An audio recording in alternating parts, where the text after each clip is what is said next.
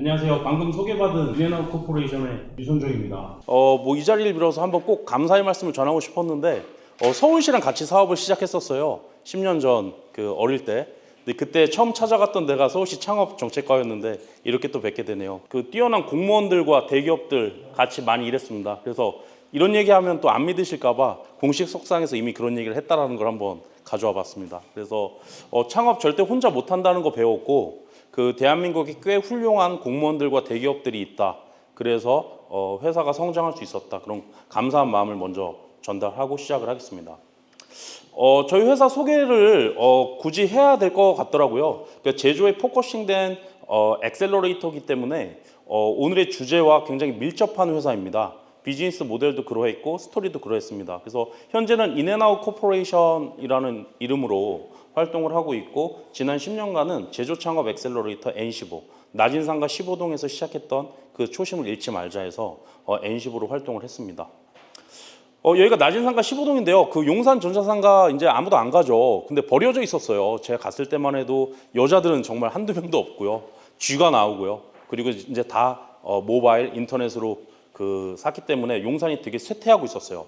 그때 이제 낮은 상가 회장님이랑 당시 서울시랑 저희 회사 이 3자 간 MOU를 통해서 용산을 한번 서울 중심인데 바꿔보자. 그렇게 해서 만들었던 것이 국내 최대 규모의 제조 창업 시설인 용산에 아직도 있습니다. 디지털 대장간이었습니다. 그리고 그 맞은편에 글로벌 창업센터라고 전 세계 약 한 80개국에 한 200명의 청년들, 국적이 다른 친구들을 모아서 같이 시너지를 내보자. 이런 사업도 같이 전개를 했었고요. 그리고 이제 작년에는 이제 엑셀러레이터를 이제 매각하면서 좀 더 재미있는 일을 해보자 해가지고 하고 있는데요.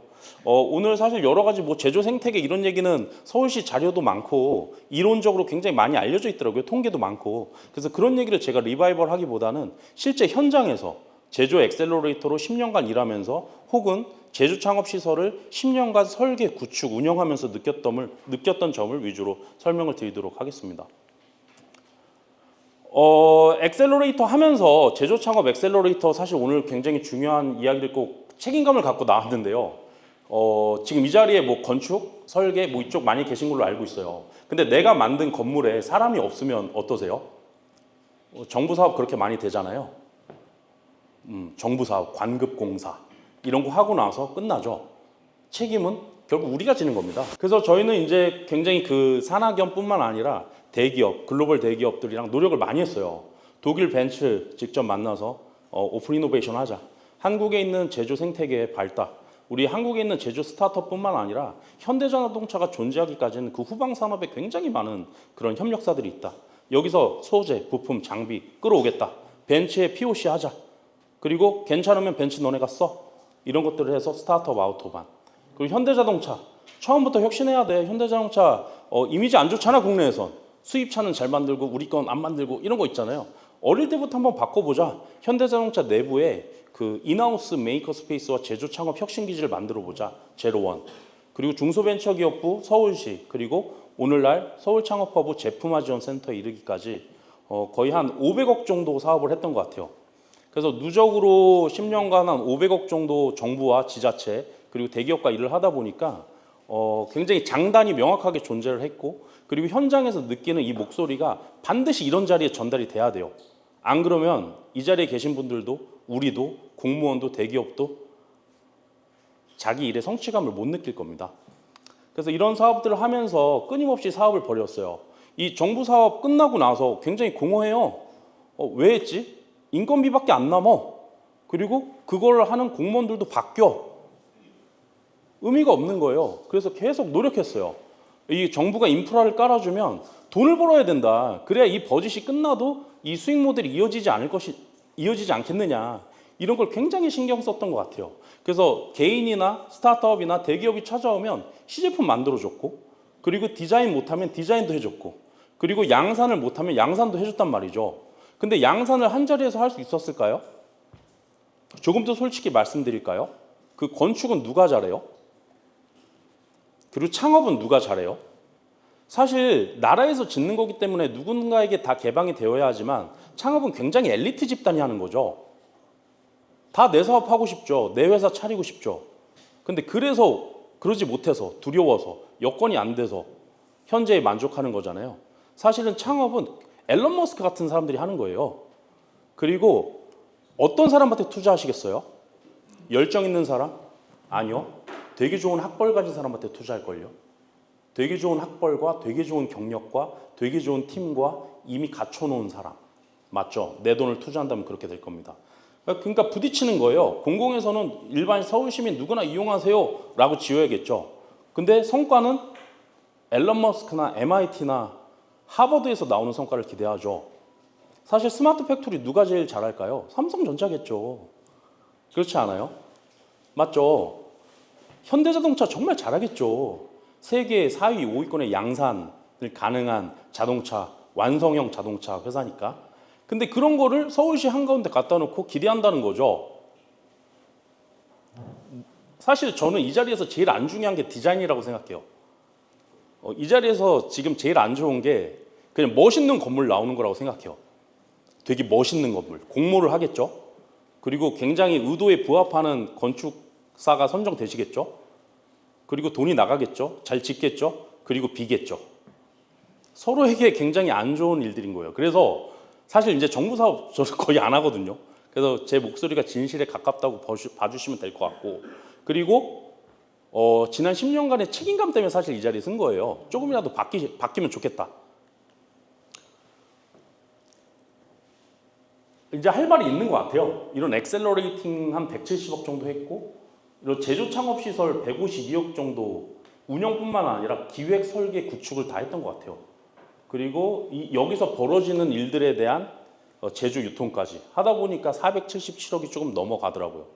그래서 기타 궁금한 거는 꼭 이 자리가 아니더라도 어떻게 하면 좀 더 잘 접근하고 현실화하고 그리고 부가가치를 그리고 내 인생의 역작을 남길 수 있는지 물어봐 주시면 좋을 것 같아요. 이 메이커 스페이스가 사실 뭔지 모르실 거예요. 지금 구로 뿐만 아니라 여기저기 막 성수, 공덕 이렇게 서울 창업 센터가 막 지어지고 있는 걸로 알고 있는데 꼭 그 중에 제조 특화된다면 메이커 스페이스가 나온단 말이죠. 그래서 제가 그 칼럼을 미리 나눠드렸는데 크게 5가지 정도 팩터가 있어요. 공간이 있어야겠죠. 그리고 운영하는 사람이든 이용하는 사람이든 사람이 있어야겠죠. 그리고 디지털 장비 있어야겠죠. 디지털 장비. 그리고 콘텐츠, 소프트웨어, 프로그램 있어야겠죠. 그리고 마지막으로 정부가 지으면 비즈니스 모델이 필요 없기 때문에 운영사만 뽑는데 사실 가장 중요한 게 5번째죠. 월급 안 주는데 일하시겠어요? 공무원이든 대기업이든? 안 하죠. 근데 여기는 나라에서 돈이 나오면 일 안 한단 말이에요, 제대로. 그러니까 제대로 돌아갈 리가 없고 성과가 나올 리가 없죠. 그래서 그 공공과 민간의 중간의 밸런스가 되게 중요해요. 그 최적점. 나라에서 대기업이 돈이 안 돼서 안 하는 것들을 해줘야죠. 대기업에서 돈이 안 되면 들어가는 것들, 그런 것들 정말 어렵고 힘들어. 그런 친구들한테 교과서 나눠주는 거, 이런 거 해야 되잖아요. 근데 만약에 이런 빈 부분을 정부가 당연히 바꾸고 메꿔줘야죠. 근데 거기에 공공의 어떤 리소스와 민간의 효율성이 접목이 되지 않으면 100% 실패한다는 걸 깨달았던 거죠. 그 최적점이 어딜까? 거기에 대해서 오늘 아젠다만 던져도 제 역할을 했다고 생각해요. 최적점이 어딜까? 진심으로 이거 하고 싶은 건가? 이 버짓이 따고 싶어서 들어오는 건가? 어떤 선택을 할지는 사실 오늘 굉장히 그런 얘기를 좀 많이 드리고 싶어요. 그래서 이제 메이커 스페이스가 좀 진화가 돼야 되지 않을까 그런 생각을 했는데 이 자료를 준비하면서 서울시 자료도 찾아봤어요. 저 서울시랑 오래 일을 했고 어떤 느낌인지 알겠어요. 뭘 하고 싶은지도 알겠고 그리고 공무원분들 마음대로 안 되잖아요. 그런 아젠다가 정해지고 공약도 있고 블라블라 기타 등등 눈치 포함, 거버넌스 포함. 근데 이제 첨단 제조 R&D 센터 이런 거를 원하고 거기에서 나온 결과값을 원하실 것 같은 거죠. 근데 여기에 뭐가 중요하고 뭐가 빠졌을까를 고민을 해봤는데 첨단 좋고 제조 좋고 R&D 좋은데 글로벌이 좀 빠졌더라고요. 글로벌. 대한민국의 미래가 희망적일까요? 어떻게 보세요? 대기업 구조조정 뉴스 굉장히 많이 나오고 있고 어렵죠. 어려우니까 정부 사업이 더 활발해지겠죠. 근데 여기에 글로벌도 빠졌고 오픈 이노베이션도 빠졌다라고 생각이 들었어요. 그래서 이 건물이 지어지고 기획이 되고 설계가 되는 거 동선 기타 등등 중요하실 텐데 여기에서 아젠다를 제대로 딱 설정하지 않으면 아파트형 공장이나 지식산업센터에 불과할 거라고 저는 감히 생각해요. 리모델링 하나, 버려진 공간 다시 예쁘게 하나, 돈은 벌어도 유쾌하지 않으실걸요? 왼쪽이 뭐냐면 그 미국에 있는 제품들, 애플 제품들 보면 어셈블리 그리고 디자인. 디자인은 캘리포니아에서 했어. 조립이랑 생산은 중국에서 했어. 뭐 이런 거잖아요. 그죠? 근데 미국이 그 최근 5년 이제 트럼프 정부 되면서 더 그 리쇼어링이나 이런 게 더 강력해질 거라고 보는데 이런 걸 깨달았어요. R&D와 제조를 떨어뜨리면 안 되겠구나. 중국한테 뺏기겠구나. 결국 혁신은 굉장히 근접한 거리에 모두 모여 있을 때 집적 단지가 됐을 때 되는구나를 깨달았죠. 그래서 오바마 때부터 이런 걸 강력하게 주장했고 우리도 미국 따라하니까 모든 정책, 이 공무원 집단 중에 굉장히 똑똑한 분들 많아요. 전 공명심도 있고 애국심 있는 사람도 전 많이 만났어요. 저희 집도 다 공무원 집안이고. 그러다 보니까 이런 분들이 이런 걸 깨닫는단 말이에요. 이렇게 가야겠다. 그래서 아니나 다를까 나왔죠. 매뉴팩처링 네오 르네상스. 연구 개발과 제품 설계에만 집중하고 생산은 다른 국가에 의존하던 인도, 대만, 네팔 등등 선진국이 제조로 복귀하면서 펼쳐지고 있는 선진국 제조의 새로운 부흥기. 첨단 산업에서 제조가 연구개발과 불가분의 관계가 되고 전략적 가치가 커지면서 나타난 현상. 이게 지금 미국이 미친 듯이 드리븐하고 있는 정책들이란 말이에요. 왜 그러겠냐고요? 왜? 일자리가 없어지고 부가가치가 생산 안 되고 결국 성장 동력이 떨어지는구나. 이런 걸 느꼈던 거예요. 우리나라 정책에 굉장히 많이 들어갔어요. 그리고 이 자리에 계신 분들이라면 왜 제조업 르네상스인가 그 미국 교수진이 쓴 책이 있어요. 좀 약간 추천드려요. 이걸 기억하는 공무원분들도 읽으셔야 돼요. 그러니까 더 이상 그 외부 자원에 민간에 의존해서 좋은 결과물이 나올 수 없어요. 굉장히 스마트한 공무원들이 있어야 스마트한 민간이 같이 움직이죠. 그래서 추천드리는 건데 이 안에 산업 공유지와 거리의 경제라는 핵심 개념 두 가지가 나와요. 이런 것들이 구현이 돼야 돼요. 그 산업 공유지는 기술과 지식 블라블라, 거리의 경제 블라블라. 즉 모아놔야 된다는 거예요. 제조와 R&D 그리고 스마트한 사람들. 나중에 시간이 없으니까 할 얘기가 많아서 빠르게 넘어갈게요. 자 그러면 단순 메이커 스페이스 애들 장난치는 3D 프린터 갖다 놓고 장난감 나와요 교육센터예요 무슨 백화점 문화센터예요. 지금 우리가 원하는 결과물은 그게 아니잖아요. 물론 그런 시설도 기부 체납처럼 있어야겠죠. 일부 시민들이 다 이용하는. 근데 아까 말씀드렸잖아요. 제조 첨단 R&D 누가 하냐고요. 엘리트들이 하는 거예요. 엘리트들. 정말 스마트한 사람들, 정말 똑똑한 사람들, 이미 굉장히 좋은 기업에 있다가 자기 살 길 찾아서 나오는 사람들, 이미 너무 좋은 기업에서 사내벤처로 특정 포커스하고 있는 사람들. 결국 이번 프로젝트가 됐든 뭐가 됐든 제일 중요한 건 글로벌 핵심 인재예요. 정말 돈 벌고 싶은 사람이 와야 돼요. 창업 왜 할까요? 어린 나이에 돈과 명예를 같이 만질 수 있거든요. 나이 들고 돈 많으면 행복해요. 그러니까 그런 욕망과 야망이 움직이는 곳이 창업씬이란 말이에요. 시간을 자유롭게 쓰고 내가 원하는 일을 통해서 나를 증명하고 그 증명의 결과값이 회사가 되고 부가가치가 되고 세금을 내고 일자리 창출돼야 되는 거죠. 사랑하니까 결혼하는 거지 결혼하려고 사랑하는 거 아니잖아요. 그런 것처럼 굉장히 중요한 포인트가 여기에서는 글로벌 핵심 인재들이 모여들어야 돼요. 어디가 됐든 상관없어요. 어디가 됐든 글로벌 핵심 인재들이 오는 게 핵심입니다. 그리고 R&D와 자금. 사실 결국 돈 얘기죠. 끊임없이 너 연구개발 여기서 해. 그리고 내가 걱정하지 않게 연구개발하게 해줄게. 성과 나면 너 사업해서 나가. 이런 것들, 즉 R&D 사업화, 상용화 이런 것들이 훨씬 더 중요한 공간이 돼야 돼요. 브레인 드레인, 이제 제가 사실 계속 사람을 하면서 말한 이 단어에 대해서 뭐 알고 계실 거예요. 뭘까요? 그림 보면 아시겠어요? 핵심 인재들이 유출되고 있어요. 안 하다세요? 그러면 지금 그 비즈니스에서 멀리 떨어져 계신 거예요. 제 주변에 핵심 인재들, 부자들은 다 나가고 있어요. 나가고 있어요. 실제로 싱가포르로, 중동으로 세금이 적고 자녀한테 물려줄 수 있으며 좀 더 자유롭게 기업 활동이 가능한 곳으로 이동하고 있다고요. 한국을 떠나는 최고급 인재. 오겠어요? 여기 건물 멋있게 지어놓았다고? 오겠냐고요. 되게 스마트한 친구들이 와서 그 결과값을 기대하시는 거잖아요.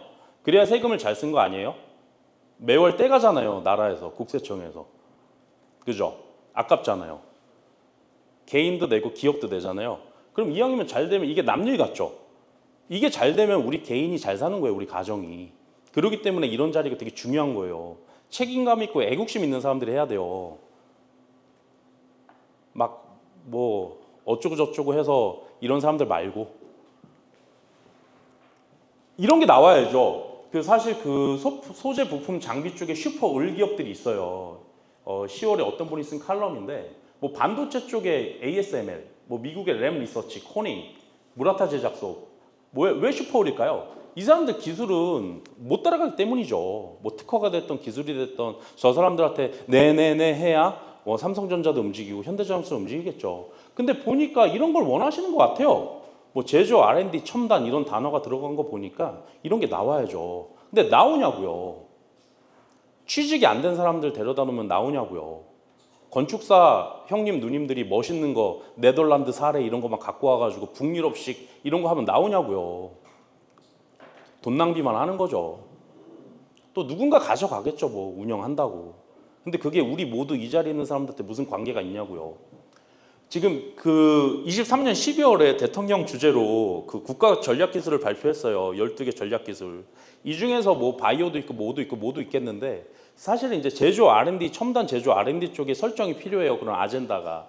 그리고 그런 아젠다가 필요하고 그 아젠다는 어떻게 되어야 하냐면 정말 엘리트 집단들이 그 공간에 와서 머물면서 연구 개발해야 되는 거죠.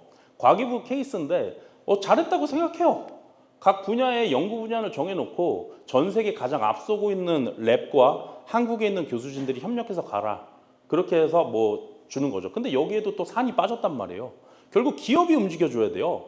그러니까 기업 자체가 막 들어오고 싶은 공간이 돼야 되는 거죠. 우리 하나 주세요. 서울시에서 공모한데 현대자동차 사내벤처 들어오고 삼성 들어오고 SK 들어오고 한화 들어오고 서울대 들어오고 카이스트 들어오고 포항공대 들어오고 서로 싸우고 치열하게 경쟁해서 공모를 거쳐서 뽑힌 산학연 클러스터가 그 자리에 와야지 사실 이런 결과물들이 나오는 거죠. 그러니까 사실 뭐 디자인이랑 레이아웃이랑 뭐 휴게소가 몇 개 있고 하나도 안 중요해요. 맞잖아요. 좋은 대학이 시설 좋다고 좋은 대학이에요? 뛰어난 교수진과 머리 좋은 학생들이 있어야 좋은 대학이죠. 맞잖아요. 그러면 이 정부에서 짓는 이런 데는 뭐 이런 거 이용 못하고 경험 못하는 일반 시민들한테 기회를 주자. 오케이. 거기까지 뭐 반대할 사람 있어요? 없죠. 근데 거기서 결과물을 나오지 못하게 설계해놓고 그런 결과물을 기대하면 어떡하냐고요. 뭐 휴게실 있으면 엘리트들이 와요? 뭐 동선이 편하면 엘리트들이 와요? 친환경으로 구축해서 ESG 기반의 뭐 태양열을 쏘아서 친환경 고효율 건물이 지어지면 오냐고요. 여기서 미친 듯이 박치게 싸우면서 연구개발해서 내 젊음을 바쳤을 때 돈과 명예가 주어져야죠. 지금 최근에 우리나라 완성차 회사 임원을 만났는데 뭐 전기차 그 한 3천만 원짜리 정도 되는 중국산 전기차가 BMW 벤츠보다 더 좋다라는 얘기 때문에 굉장히 충격을 현장에서 받고 왔대요. 미국이 왜 중국을 견제하겠어요? 뭐 이거 하나 어떻게 된다고 뭐 그런 매크로한 얘기를 하고 싶어서 그런 게 아니라 이거부터 바뀌어야죠. 그래서 이런 공간 속에서 굉장히 뛰어난 기업들과 글로벌 인재들이 머물 수 있는 차라리 기숙사가 지어진다 그런 거 좋은 것 같아요. 차라리 여기에 머물면서 뭐 비자도 우리나라에서 허용해주고 법무부 또 블라블라 해서 연구개발하고 우리나라 최고의 석학들과 같이 모여서 이런 것들 그런 것들을 상상합니다. 시간이 이제 5분 남았는데 이거 혹시 뭔지 아세요? 이 뭔지 아시는 분 계신가요? 선물 드릴게요. 뭐 강연은 아니지만 위고비입니다. 위고비. 그 위고비는 그 어느 나라에서 탄생한 기업이죠? 아 맞아요. 덴마크죠. 덴마크에서 시가총액 그 나라 GDP 계산할 때 위고비와 위고비가 포함되지 않는 걸 나눠서 할 정도예요. 근데 시가총액 오늘 아침에 잠깐 봤어요. 5,700억 달러더라고요. 한화로 796조예요. 삼성전자가 300조잖아요. 삼성전자 한 2배 정도 되는 회사가 저렇게 됐더라고요. 근데 언뜻 보기에 스타트업이야? 뭐 대만의 뛰어난 스타트업이야? 이러시겠죠? 아니요. 100년 됐더라고요. 저도 깜짝 놀랐어요. 100년 동안 꾸준히 혁신했던 기업이더라고요. 100년 동안. 그리고 덴마크 정부가 리드를 굉장히 잘했어요. 제 주황색으로 체크한 것만 보시면 됩니다. 사실 실리콘밸리 민간의 혁신 사례로 많이도 알려져 있는데 제가 MBA 할 때 실리콘밸리에서 인생이 바뀌었어요. 근데 실리콘밸리는 사실은 미국 정부에서 시작이 됐죠. 그런 것들은 사실 깊이 있게 고민하지 않으면 잘 안 와닿는 사실들이에요. 그럼 밸리가 뭘까요? 미국 정부가 지금 리쇼어링 하면서 만들어내는 거랑 유사하죠. 집적시켜야 된다. 그 이외 관계자들과 관련된 사람들을. 그러면 여기에 어떤 운영사가 들어와서 오세요 공모합니다 마음껏 3D 프린터를 이용해 보세요 해서 그 결과값이 나오겠냐고요. 그러니까 여기에 관련된 이해관계자들이 심지어 머물 수 있게, 그리고 그 머무는 사람들끼리 굉장히 화학작용이 일어나서 고민하고 검토할 수 있게, 그리고 외국 인재들이 한국에 와서 먹고 자고 쉬고 연구할 수 있게, 이런 것들이 훨씬 더 저는 기획에 반영이 돼야 된다고 생각을 해요. 그런 것들이 지금 굉장히 중요합니다. 그래서 이 성공 사례가 나와야만 다른 창업허브나 다른 창업시설에도 귀감이 될 거예요. 이렇게 한번 생각해 볼까요? 트럼프 대통령 이제 한국 오겠죠? 어디 갈까요? 삼성전자 아니면 뭐 하이닉스 아니면 휴전선 이런 데 가겠죠? 대통령실 청와대도 갈 거고요, 영빈관. 근데 서울 창업허브가 되면 어때요? 그 재밌는 상상이죠. 근데 미국에서 이런 제조 리쇼어링, 그 네오 매니팩처링 이런 사업들을 진두적으로 추진하고 있는데, 한국의 어느 공간에 서울시가 만든 곳에 굉장히 뛰어난 전 세계 엘리트들, 신흥국들, 인도, 네팔, 뭐 말레이시아 이런 쪽에 있는 좋은 학교 나온 친구들이 몰려들고 있대. K-팝 보러 오는 팬들뿐만 아니라 이런 친구들이 오고 있대. 서울대, 공대와 이런 데서 석박사 연구진들이 어디로 간대. 거기에 현대자동차, 사내벤처도 움직이고 있고 LG전자도 최신 혁신 연구소를 거기다 놨대. 그럼 어떻게 그럴 수 있어? 대한민국 정부나 지자체에서 하는 역할이 그거야. 운동장을 깔아주는 거. 저런 사람들이 와서 마음껏 뛰어놀고, 그리고 부가가치를 생산하고 세금을 더 내고 일자리를 창출할 수 있는, 이래야 직업적 자부심과 성취감으로 행복한 것 같아요. 그래서 그런 것들을 굉장히 중요하다고 여기고 있고, 이제 제 시간이 다 끝났는데 세 가지를 꼭 말씀드리고 싶어요. 인프라 디자인 건물 한 개도 안 중요하다. 그 안에 들어가는 머신 안 중요하다. 그리고 더 이상 로컬에 포커싱된 사고를 그만두자. 그래서 저는 벤치마킹하고 책 읽는 거 별로 안 좋아하긴 해요. 왜냐하면 벤치마킹 자체가 우리의 한계를 정해놓을 거예요. 미국의 사례 그거 그만하시죠. 프랑스 사례 그만하시죠. 그래서 아예 딱 봤을 때 대한민국 창업 생태계의 넘버원, 유니크한 그 산학형 클러스터이자 글로벌 R&D 허브, 이런 걸 한번 만들어주세요.